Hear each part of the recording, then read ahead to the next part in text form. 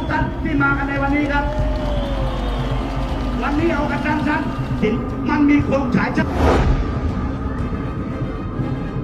អតីតនាយករដ្ឋមន្ត្រីថៃលោកថាក់ស៊ីននៅសប្តាហ៍ក្រោយនេះនឹងត្រូវឡើងសវនកម្មជំនុំជម្រះជុំវិញនឹងការចោទប្រកាន់ពីបទប្រមាថព្រះមហាក្សត្រក្នុងពេលដែលថៃកំពុងរួមរឹតទៅដល់វិបត្តិនយោបាយហើយកូនស្រីរបស់លោកគឺលោកស្រីផែថងឋានកំពុងប្រឈមទៅនឹងការទម្លាក់ចេញពីតំណែងជានាយករដ្ឋមន្ត្រីផងដែរខណៈដែលក្រុមសកម្មជនក៏គម្រាមធ្វើបាតកម្មទ្រង់ទ្រាយធំតែស្ថិតនៅក្នុងស្ថានភាពនេះលោកថាក់ស៊ីនដែលជាឪពុកអាចជាប់ពន្ធនាគារហើយលោកស្រីផែថងឋានដែលជាកូនស្រីអាចអស់អំណាចឬជាបន្តសូមស្ដាប់សេចក្តីរាយការណ៍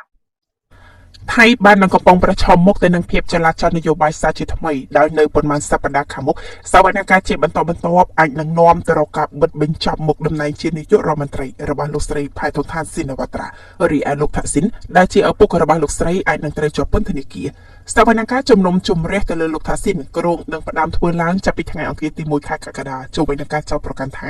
រូបលោកបានប្រមាថព្រះមហាក្សត្រជាទោសធ្ងន់ធ្ងរបំផុតមួយនៅក្នុងប្រទេសថៃដោយអ្នកប្រព្រឹត្តទោសព្រហ្មទណ្ឌនេះអាចប្រឈមមុខជាប់ពន្ធនាគារអតិបរមា15ឆ្នាំការចោទប្រកាន់ប្រឆាំងលោកថាក់ស៊ីនធ្វើឡើងដោយសំអាងទៅលើបទសម្ភាសន៍របស់អតីតនាយករដ្ឋមន្ត្រីនេះជាមួយនឹងប្រព័ន្ធផ្សព្វផ្សាយមួយរបស់កូរ៉េខាងត្បូងនៅក្នុងឆ្នាំ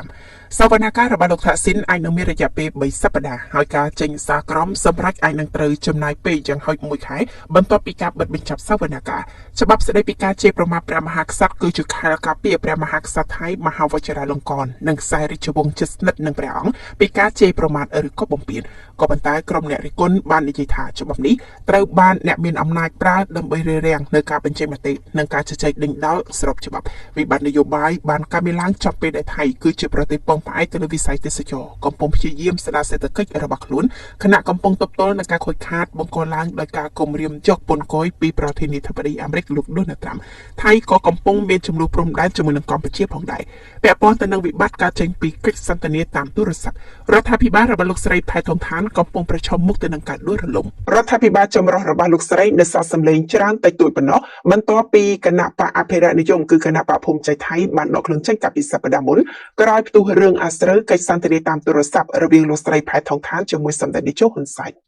ប៉ុន្តែក្រុមអ្នកវិភាគបាននិយាយថាការចាក់ចេញពីភូមិใจថៃគឺដោយសារតែចំនួនដណ្ដើមក្រសួងមហាផ្ទៃជាមួយនឹងគណៈបកភឿថៃឯនោះទេហើយភូមិใจថៃបានយករឿងកិច្ចសន្ទនានេះមកធ្វើជាហេតុផលនៃការដកខ្លួនចេញដើម្បីទាញយកប្រជាប្រិយភាពពីក្រមយោធានិងអ្នកជាតិនិយមថៃនៅក្នុងកិច្ចសន្ទនាតាមទូរស័ព្ទស្ដីពីចំនួនព្រំដែនលោកស្រីផែថងឋានត្រូវបានគេស្ដាប់ឮថាបានរិះគន់មេបញ្ជាការយោធាថៃភូមិភាគ2គណៈហៅសម្ដេចនាយកហ៊ុនសែនថាពូក្រុមអ្នករិះគន់បានបន្ទោសនាយករដ្ឋមន្ត្រីវ័យ38ឆ្នាំរូបនេះថាបានប្រមាថយោធាដែលជាស្ថាប័នមានឥទ្ធិពលមួយនៅក្នុងនយោបាយថៃនិងធ្វើឲ្យប្រទេសជាតិបាក់មុខជាមួយនឹងការអំពាវនាវឲ្យលោកស្រីចុះចេញពីតំណែងលោកស្រីផែថងឋានកាលពីសប្តាហ៍មុនបានចេញមុខសំទោសនិងប្រមូលបាននូវការគាំទ្រពីគណៈបព្វជិដៃគូសេសាល់នៅក្នុងក្រុមចម្រុះប៉ុន្តែសមាជិកប្រសិទ្ធិអភិរក្សនិយមមួយក្រុមបានដាក់ញត្តិមួយទៅកាន់តុលាការធម្មនុញ្ញដើម្បីទាមទារឲ្យបណ្តេញលោកស្រីចេញពីតំណែងតុលាការធម្មនុញ្ញថៃត្រូវបានរាយការណ៍ថានឹងធ្វើការសម្រេចចិត្តនៅថ្ងៃទី1ខែកក្កដាថាតើត្រូវទទួលយកញត្តិឬក៏យ៉ាងណាខណៈដែលប្រធានតុលាការមួយនេះគឺលោកណាក់ខារីនមេកត្រៃក្រាត់បានប្រាប់ក្រុមអ្នកសារព័ត៌មាននៅក្នុងសប្តាហ៍នេះថាវាអាស្រ័យទៅលើចៅក្រមទាំង8រូបនៅក្នុងការសម្រេចចិត្តទៅលើការបរិច្ឆេទនៅក្នុងករណីតុលាការទទួលយកញត្តិនោះលោកស្រីផែថងឋានអាចនឹងត្រូវបានព្យួរពីតំណែងជានាយករដ្ឋមន្ត្រីក្នុងពេលដែលតុលាការធ្វើការពិចារណាហើយចេញសារក្រមអាចនឹងត្រូវចំណាយពេលជាច្រើនខែពាក់ព័ន្ធទៅនឹងសមរភូមិ25ឆ្នាំសំណុំរឿងរបស់លោកស្រីផែថងឋាននិងសវនកម្មជំនុំជម្រះទៅលើឪពុករបស់លោកស្រីគឺជាសមរភូមិនយោបាយចុងក្រោយបំផុតមួយនៃសមរភូមិនយោបាយ25ឆ្នាំមកនេះរវាងក្រុមអ្នកអភិរក្សនិយមអ្នកស្មោះស្ម័គ្រនឹងយោធានិងក្រុមអ្នកមានភក្តីភាពចំពោះព្រះមហាក្សត្រនិងរដ្ឋាភិបាលដឹកនាំដោយត្រកូលស៊ីនវត្រាលោកថាស៊ីនជាប់ឆ្នោតជានាយករដ្ឋមន្ត្រីថៃចំនួន2លើកនៅកំឡុងទសវត្សរ៍ឆ្នាំ2000និងនៅតែទទួលបាននូវការស្រឡាញ់ពីប្រជាជនដែលរស់នៅតាមទីជនបទដែលជីវភាពរបស់ពួកគេបានផ្លាស់ប្ដូរដោយសារតែនយោបាយរបស់លោកក៏ប៉ុន្តែលោកថាស៊ីនត្រូវបានបណ្តេញចេញពីអំណាចដោយការធ្វើរដ្ឋប្រហារនៅក្នុងឆ្នាំ2006ហើយប្អូនស្រីបង្កើតរបស់លោកគឺលោកស្រីយឹងឡាក់ស៊ីនវត្រាមានវាសនាដោយរូបលោកដែរនៅក្នុងឆ្នាំ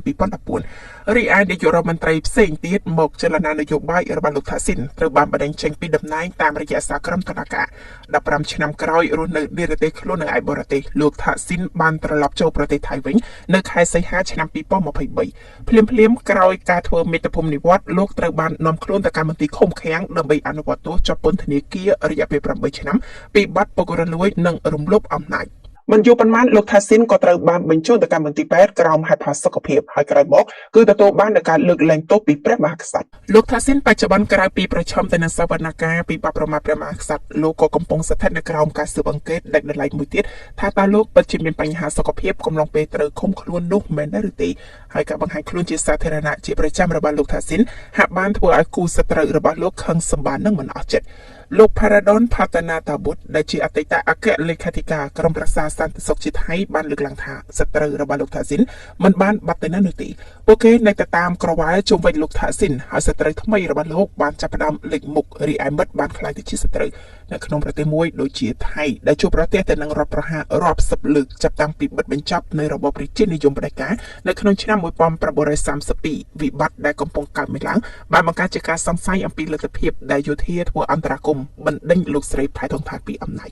មិនតែប៉ុណ្ណោះ Facebook Page ដែលមានសម្ព័ន្ធភាពជាមួយនឹងយោធាថៃក៏បានបង្ហោះសារគាំទ្រឲ្យយោធាធ្វើអន្តរាគមន៍ផងដែរតែក្រុមអ្នកវិភាគនិងមន្ត្រីសុខាភិបាលថៃបាននិយាយថាការធ្វើរដ្ឋប្រហារដោយការដាក់ពង្រាយនៅរថក្រោះនៅតាមដងផ្លូវគឺមានភាគរយតិចណាស់ថានឹងអាចកើតមានឡើងពីព្រោះយោធាអាចនឹងធ្វើរដ្ឋប្រហារដោយស្ងៀមស្ងាត់តាមរយៈសារក្រមតុលាការធម្មនុញ្ញឬក៏ស្ថាប័នផ្សេងទៀតដូចជាគណៈកម្មការរៀបចំការបោះឆ្នោតក៏បញ្ជាក់ផងដែរថាតុលាការធម្មនុញ្ញថៃធ្លាប់បានព្យួរតំណែងរបស់អតីតនាយករដ្ឋមន្ត្រីលោកប្រយុទ្ធច័ន្ទអូចានៅក្នុងឆ្នាំ2022និងបានប្រគល់អំណាចឲ្យរូបលោកវិញក៏ប៉ុន្តែតុលាការនេះដដែលបានចេញសារក្រមទម្លាក់លោកស្រីថាថាវិសិននៅក្នុងឆ្នាំ2024និងលោកស្រីយីងឡាក់នៅក្នុងឆ្នាំ2014